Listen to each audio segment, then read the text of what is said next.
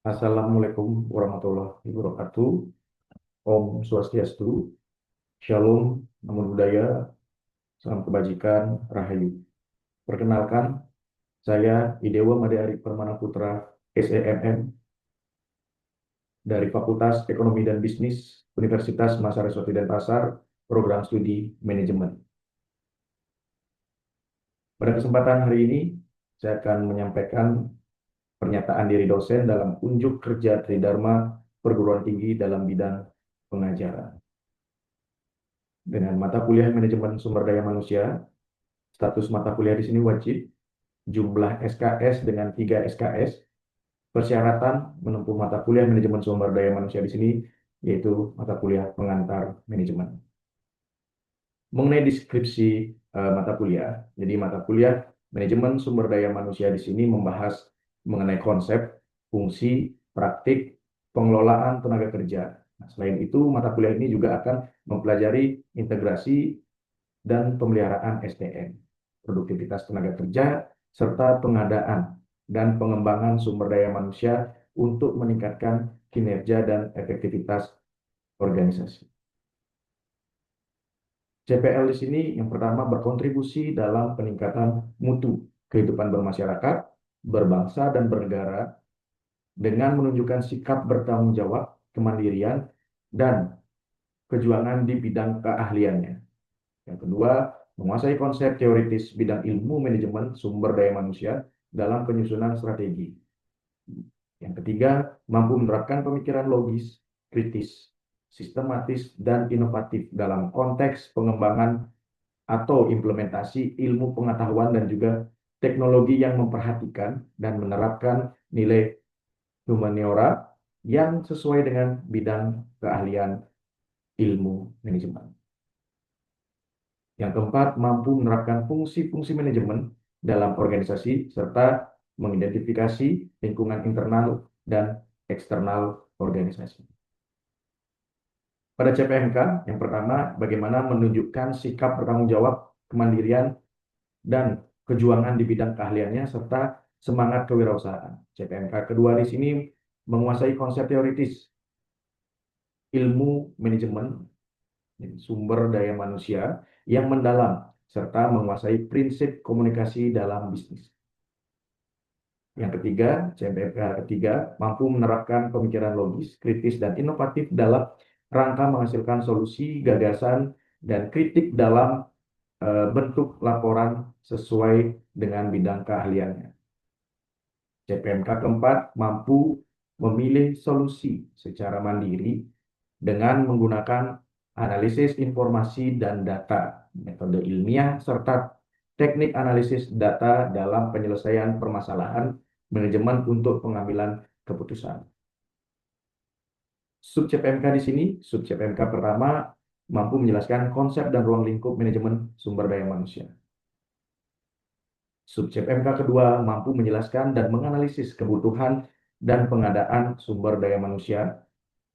Sub CPMK ketiga mampu menjelaskan penarikan, penempatan, orientasi sumber daya manusia. Sub CPMK keempat di sini menjelaskan fungsi dan pengembangan sumber daya manusia. Sub CPMK kelima mampu menjelaskan metode, prosedur, dan penilaian prestasi dalam pengembangan karir sumber daya manusia.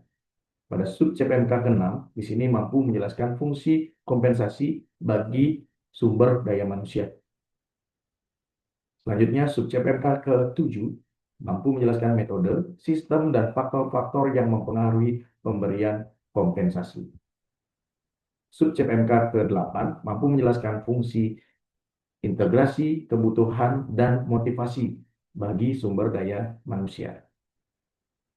Sub CPMK 9 di sini mampu menjelaskan fungsi kepemimpinan, konflik dalam organisasi, serta undang-undang tentang penyelesaian perselisihan, mampu menjelaskan fungsi dari pemeliharaan sumber daya manusia. Sub CPMK ke-11 mampu menjelaskan pengukuran tingkat keselamatan kerja dan program kesejahteraan karyawan. Sub CPMK ke-12 di sini mampu menjelaskan fungsi dan pemutusan hubungan kerja. Sub CPMK 13 mampu menjelaskan dan mengidentifikasi produktivitas tenaga kerja. Sub CPMK 14 Jadi mampu menjelaskan dan memilih strategi pengembangan diri karyawan. Adapun referensi eh, ataupun pustaka yang digunakan, yang utama di sini ada Sinabela, ada yang kedua ada Dessler. Nah, ada beberapa pendukung, jadi Edison, ada Purnomo atau Hartati. Nah, sistem pembelajaran di sini, jadi dosen pengampu hanya satu orang dengan jumlah pertemuan sebanyak 16 kali pertemuan. 14 pertemuan kita membahas materi, pertemuan ke-8 ini ada UTS, dan pertemuan ke-16 kita akan melaksanakan UAS. Nah, mengenai aspek penelitian, kehadiran 10%, keaktifan 15%, ada tugas dan kuis ini sebesar 25%, UTS dan UAS itu sebesar 25%, 25%. Dengan total keseluruhan aspek penilaian tersebut dengan bobot 100%. Demikian yang dapat saya sampaikan. Atas perhatiannya saya ucapkan terima kasih. Saya tutup dengan Parama Santi. Om Santi Santi Santi Santi Om. Assalamualaikum warahmatullahi wabarakatuh. Salam kebajikan, rahayu untuk kita semua. Selamat pagi semuanya. Selamat pagi, Pak. Selamat pagi, Pak. Oke, jadi apa kabar semua teman-teman? Mas Tenggara, sehat. Baik, Bapak. Sementara Sehat ya. baik-baik, Pak. Jadi semoga dalam keadaan sehat. Jadi hari ini perkuliahan kita mulai. Kita akan membahas jadi mengenai fungsi kompensasi. Jadi bagi sumber daya manusia. Nah, sebelum saya lanjut, teman-teman, ada yang tahu apa itu kompensasi? Eh, izin, Pak. Izin untuk Oke. menjawab. Perkenalkan, nama saya Madi Dharma, nomor absen 32. Menurut saya, kompensasi itu adalah seluruh bentuk atau imbalan atau balas jasa yang diberikan oleh perusahaan atau organisasi kepada karyawan sebagai penghargaan atas kontribusi, waktu, dan tenaga yang telah diberikan dalam menjalankan tugas dan tanggung jawabnya. Mungkin sekian, Bapak. Nah, jadi ini ada beberapa pengertian kompensasi, teman-teman. Jadi ini menurut Mondi dalam Sadikin pada tahun 2020 pada halaman 166. Jadi disampaikan bahwa kompensasi ini merupakan total seluruh imbalan. Jadi yang diterima para karyawan di sini sebagai pengganti jasanya. Jadi jasa yang telah mereka berikan. Apa yang teman-teman lakukan, teman-teman akan mendapatkannya. Nah, jadi di sini juga disampaikan bahwa eh, dalam Hasibuan yang diungkapkan oleh Hasibuan di sini pada tahun 2019, jadi kompensasi ini merupakan pendapatan yang berbentuk uang, barang, ataupun langsung dan tidak langsung yang teman-teman terima. Jadi yang diterima karyawan sebagai imbalan ataupun jasa yang diberikan kepada perusahaan. Nah, jadi ini juga disampaikan oleh Marwansyah pada tahun 2006. Nah, disampaikan bahwa kompensasi ini ternyata penghargaan ataupun imbalan langsung maupun tidak langsung. Seperti yang tadi disampaikan oleh Bung In, langsung ataupun tidak langsung, jadi finansialnya di sini maupun non finansial yang adil dan layak kepada karyawan sebagai balasan ataupun kontribusi jasa terhadap pencapaian tujuan perusahaan. Nah, ini beberapa pengertian kompensasi. Nah, kompensasi di sini eh, imbalan ataupun penghargaan yang diberikan kepada karyawan ataupun pekerja sebagai bentuk pengakuan atas kontribusi kinerja dan juga pengorbanan mereka dalam organisasi. Nah, jadi kompensasi di sini bisa berupa gaji. Nah, jadi imbalan yang teman-teman terima di sini sebagai bentuk pembayaran atas pekerjaan teman-teman. Nah, bisa juga berupa tunjangan, jadi imbalan tambahan yang diberikan di sini kepada teman-teman seperti tunjangan kesehatan, tunjangan transportasi ataupun yang lain sebagainya. Nah, ini juga kompensasi di sini juga bisa berupa bonus.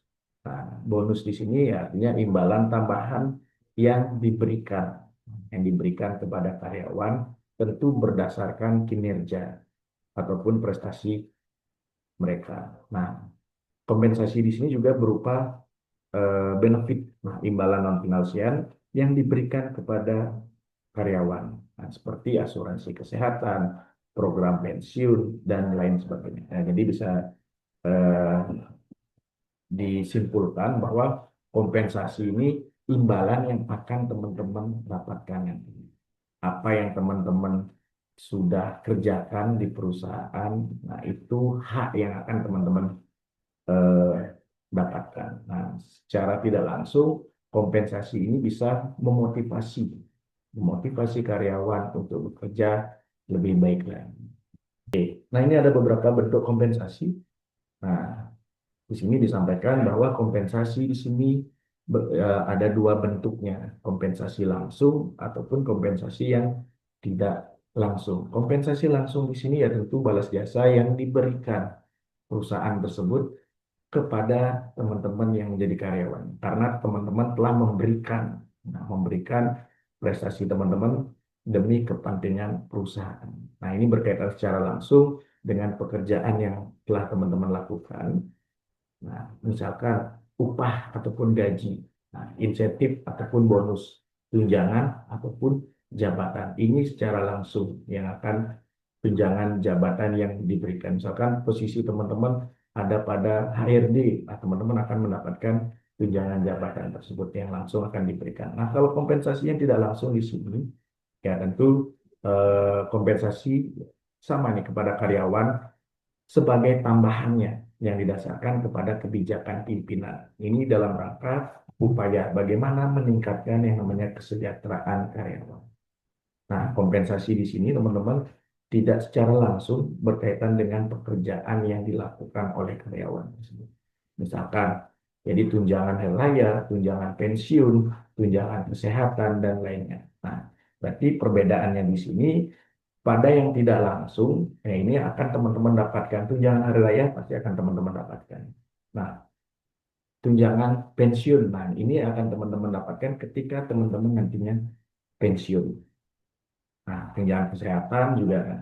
Jadi kalau upah ataupun gaji ini pasti akan teman-teman mendapatkan setiap bulannya. Insentif ataupun bonus, nah insentif ataupun bonus di sini ya tentu apa yang sudah teman-teman capai itu yang akan teman-teman terima. Seperti itu.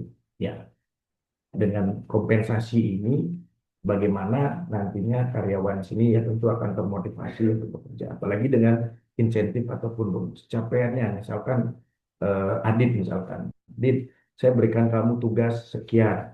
Nah, dari tugas sekian kamu akan mendapatkan bonus sekian, Dit.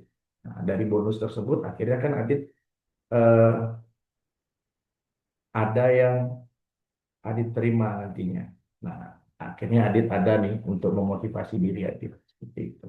Nah, selanjutnya ada tujuan kompensasi. Nah, menghargai kontribusi karyawan. Jadi memberikan pengakuan atas kontribusi dan juga kinerja karyawan. Selanjutnya meningkatkan motivasi. Nah, meningkatkan motivasi di sini ya tentu meningkatkan motivasi karyawan untuk bekerja lebih baik. Nah, dengan adanya kompensasi, dengan adanya reward tadi yang diberikan, dengan adanya bonus yang akan diberikan, tentu karyawan di sini akan lebih baik dan mencapai tujuan organisasi. Mereka akan bekerja lebih baik. Nah, selanjutnya mengenai tujuan kompensasi di sini bagaimana mempertahankan karyawan. Nah, mempertahankan karyawan di sini yang berprestasi dan juga mengurangi turnover-nya di sini. Nah, ini ada beberapa manfaat dari kompensasi. Nah, seperti yang tadi sudah kita sampaikan, saya sampaikan di sini teman-teman bahwa kompensasi di sini eh, bisa meningkatkan motivasi. Nah, peningkatan motivasi di sini ya tentu bagaimana dengan apa yang mereka akan kerjakan seperti itu. Mereka akan ya paling tidak akan memotivasikan saya. Periode ini saya seperti ini. Untuk kedepannya saya bagaimana cara saya paling tidak lebih baik ke depan. Nah, seperti itu. Nah, bagaimana mempertahankan karyawan? Kalau mereka sudah mendapatkan hak mereka, tentu mereka akan merasa, "Ya udah deh, saya kerja di sini aja, saya nggak kemana-mana lagi." Nah, meningkatkan kepuasan kerja, yang mereka pasti akan puas kerjanya. Ya, tentu dengan meningkatkan kepuasan kerja tersebut, ya tentu perusahaan juga bisa mempertahankan karyawan. Men-track talentanya di sini, bagaimana eh, meningkatkan kinerja juga, mempertahankan, meningkatkan kepuasan kerja, jadi mengurangi turnover, jadi tidak ada karyawan yang merasa, "Oh, saya nggak betah di sini." Seperti itu. Nah, jadi meningkatkan kinerja di sini, teman-teman, ini juga kompensasi yang terkait dengan kinerja. Jadi dapat meningkatkan kinerja teman-teman dan membantu organisasi di sini mencapai tujuan. Nah, dengan mengurangi tadi manfaat kompensasi, mengurangi turnover, jadi kompensasi yang baik dapat mengurangi turnover dan menghemat biaya rekrutmen.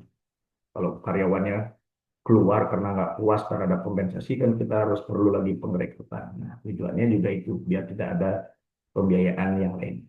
Nah, meningkatkan loyalitas. Nah, dengan teman-teman mendapatkan hak teman-teman di sini, teman-teman pasti akan loyal terhadap perusahaan teman-teman.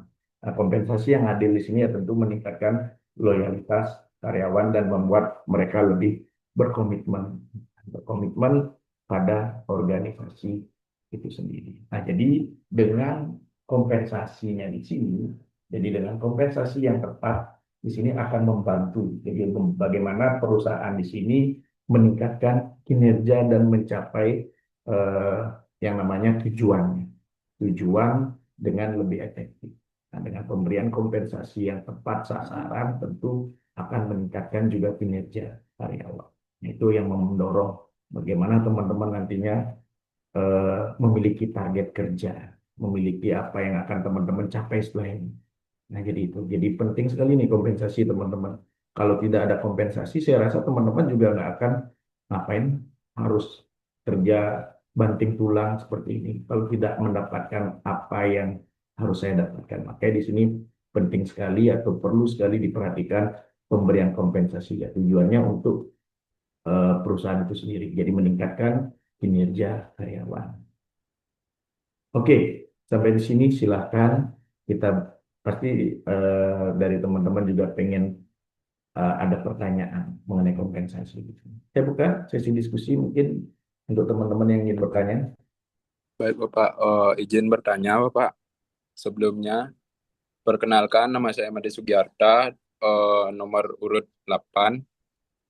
Izin bertanya Bapak, Ya, silakan. eh, apa saja jenis-jenis kompensasi yang umum digunakan? Terima kasih Bapak. Oke. Ada yang lain? Baik, izin Bapak. Perkenalkan nama saya Luh Ayu Swardani, nomor absen 2. Izin bertanya Bapak, apa tujuan dari kompensasi? Oke, selanjutnya. Baik Bapak, terima kasih atas waktunya. Perkenalkan, nama saya Nima Diparwati, absen 14, ingin bertanya bagaimana kompensasi dapat mempengaruhi kinerja karyawan. Terima kasih. Oke, jadi baru 3 pertanyaan. Mungkin ada lagi, silakan. Terima kasih atas waktunya, Pak. Izin bertanya, perkenalkan nama saya Nika Derin Puspitasari, absen 9. Di sini saya akan bertanya apa yang harus dipertimbangkan dalam menentukan kebijakan kompensasi. Terima kasih, Bapak. Jadi mengenai kebijakan ya yang harus dipertimbangkan. Oke, nah jadi kita nyambung nih dari pertanyaan teman-temannya tadi dengan apa yang tadi sudah kita bahas. Tadi eh, Sugiarto pertanyaannya mengenai jenis kompensasi, Made ya, Ya jenis Pak, kompensasi yang umum digunakan gitu. ya Pak. Oke, oke. Seperti yang apa tadi saya sudah sampaikan, jadi ada beberapa jenis kompensasi. Nah, yang umum digunakan oleh perusahaan itu ya tentu antara lain ada gaji, ada tunjangan, ada bonus, dan juga benefit. Nah, ini yang harus perusahaan paling tidak paham yang mana hak mereka yang karyawan dapatkan. Nah, dengan eh, kompensasi tersebut, gajinya berapa, tunjangannya berapa, apakah saya dapat bonus nggak di sini? Nah, pasti mereka akan memotivasi karyawan di sini agar berkinerja lebih baik. Nah, selanjutnya tadi eh, Suardani bertanya tujuannya apa gitu Suardani ya, tujuan kompensasi ya. Iya, Pak. Ya, tujuannya kompensasi seperti apa yang tadi pertanyaannya Sugiarto tadi, apa saja sih yang umum? Nah, terus tujuannya apa? Nah, tujuan dari kompensasi di sini bagaimana meningkatkan motivasi karyawan atau bekerja, kepuasan kerja mereka, kinerja mereka, dan di sini juga membantu organisasi dalam mempertahankan dan menarik talenta terbaik. Nah, perusahaan ya tentu akan mendapatkan yang mana nih yang loyal terhadap perusahaan kita. Nah, tadi ada pertanyaan juga nih dari Parwati. Nah, jadi bagaimana kompensasi dapat mempengaruhi kinerja, gitu ya? Jadi pertanyaannya ya. Benar, Bapak. Oke. Jadi kompensasi di sini ya sederhananya. Kalau kompensasinya adil dan kompetitif ya tentu akan dapat meningkatkan motivasi dan kinerja karyawan. Mereka merasa dihargai dan diakui atas kontribusi. Sederhana nih, misalkan Parwati kuliah, ada temennya nggak kuliah misalkan. Nah, pasti teman Parwati akan melihat apakah nilai saya sama dengan yang nggak pernah kuliah. Nah, pasti dengan teman Parwati misalkan dapat nilai A, ya pasti di sini karena Parwati rajin. Nah, nanti teman yang nggak pernah kuliah dapat nilai A, pasti akan menimbulkan pertanyaan di sini. Kok yang nggak pernah kuliah dan saya yang rajin kuliah nilainya sama? Kayak di sini, pemberian kompensasi di sini ini akan mempengaruhi kinerjanya. Nanti Parwati juga pasti akan merasa, ngapain saya kuliah rajin, toh nilai saya juga sama dengan yang nggak pernah kuliah. Nah, di sini akan menurunkan kinerja Parwati sebagai mahasiswa. Nah, baik, untuk pertanyaan keempat tadi dari Rindi ya. Jadi pertanyaannya Rindi tadi, apa sih yang harus dipertimbangkan dalam menentukan kebijakan kompensasi? Benar seperti itu, Rindi? Iya, Pak, benar. Ya, jadi dalam menentukan kebijakan kompensasi ya tentu Rindi di sini harus mempertimbangkan faktor misalkan kemampuan dari organisasi Rindi itu sendiri. Nah, jadi kemampuan organisasi itu seperti apa, standarnya seperti apa, kebutuhan karyawannya seperti apa, dan juga tujuan organisasi ini apa sih.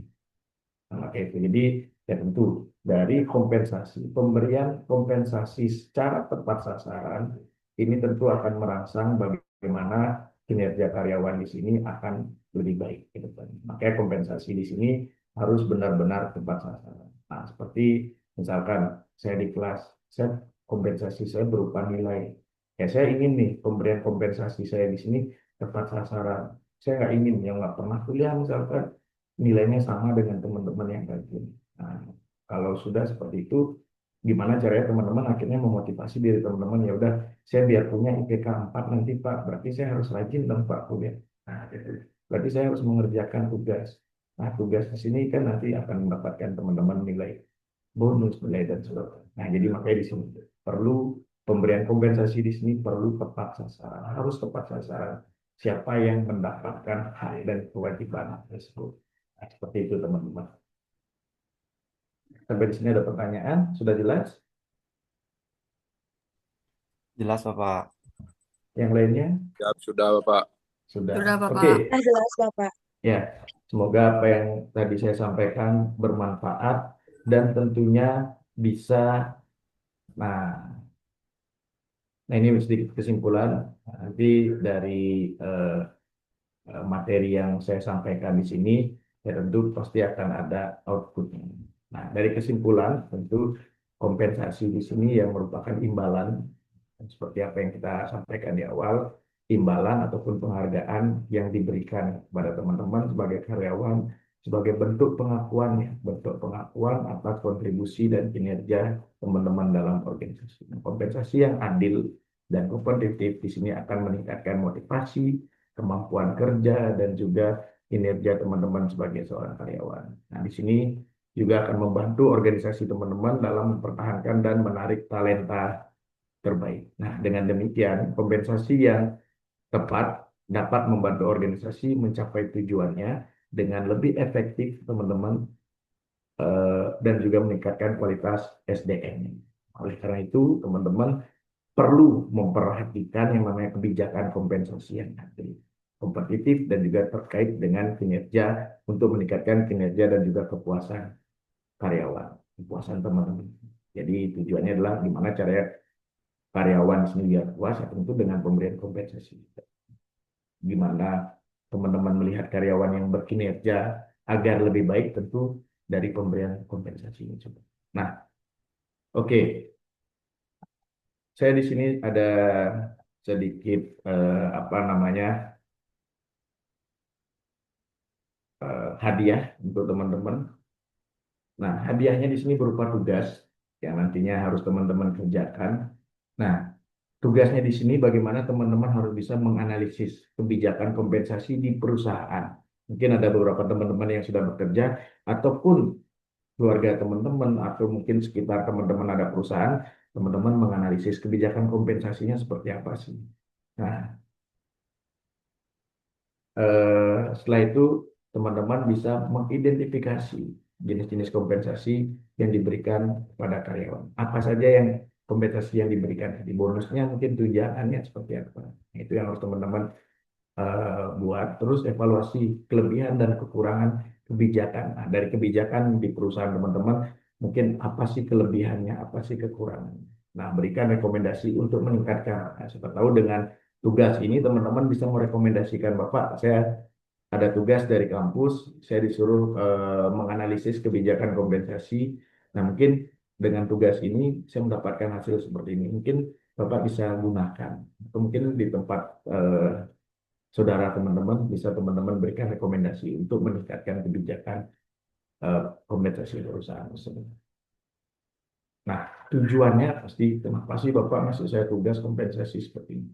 Ya, meningkatkan pemahaman teman-teman di sini tentang bagaimana kebijakan kompensasi dan dampaknya pada karyawan dan juga organisasi. Dampaknya apa? Nah, seperti itu. Jadi mengembangkan kemampuan teman-teman juga dalam melakukan analisis dan juga evaluasi kebijakan kompensasi. Nah, meningkatkan kemampuan teman-teman di sini dalam memberikan rekomendasi yang tepat, jadi untuk meningkatkan kebijakan kompensasi itu sendiri. Nah, setelah itu, format dalam tugas di sini, ya teman-teman membuat laporan, nantinya tertulis dengan struktur yang jelas, sistematis. Nah, berikan contohnya yang konkret dan data yang relevan. Misalkan teman-teman di perusahaan apa, boleh dilampirkan dokumentasinya. Nah, teman-teman sampaikan, ulas di sana di tugas tersebut. Nah, berikan analisis yang mendalam dan rekomendasi yang tepat. Nah, nanti tugas ini pada saat pertemuan berikutnya, ya saya akan berikan kesempatan teman-teman menyampaikan dalam perkuliahan berikutnya. Ya, jadi dengan teman-teman menyelesaikan tugas ini, ya tentu dapat meningkatkan pemahaman teman-teman tentang kompensasi dan bagaimana teman-teman mengembangkan kemampuan teman-teman dalam menganalisis dan juga mengevaluasi yang namanya kebijakan kompensasi. Sampai di sini ada pertanyaan mengenai tugas ini? Siap tidak Bapak, sudah jelas. Sudah? Ya, Oke. ya, Ya. Pak. Jadi tugasnya minggu depan sudah di bawah teman-teman. Nanti kita akan melihat mungkin beberapa teman-teman yang menyampaikan tugas di sini dengan apa yang sudah dibuat perusahaannya di mana. Ya, oke. Mungkin sekian pertemuan kita hari ini, teman-teman. Semoga apa yang kita bahas mengenai kompensasi di sini ya tentu bermanfaat untuk teman-teman sendiri, nanti bisa diaplikasikan dengan tadi melakukan analisis tugas tersebut. Ya, mungkin teman-teman bisa memberikan rekomendasi ke perusahaan tersebut. Nah, bagaimana kompensasi yang tepat untuk perusahaan. Ya, secara tidak langsung teman-teman ada proses nih, ada output yang teman-teman dapatkan dari perkuliahan. Untuk hari ini mungkin terima kasih semuanya. Saya akhiri. Selamat pagi. Selamat pagi Pak, terima kasih. Selamat pagi, Pak. Terima kasih. Selamat pagi. Terima kasih, Pak. Terima kasih, Pak.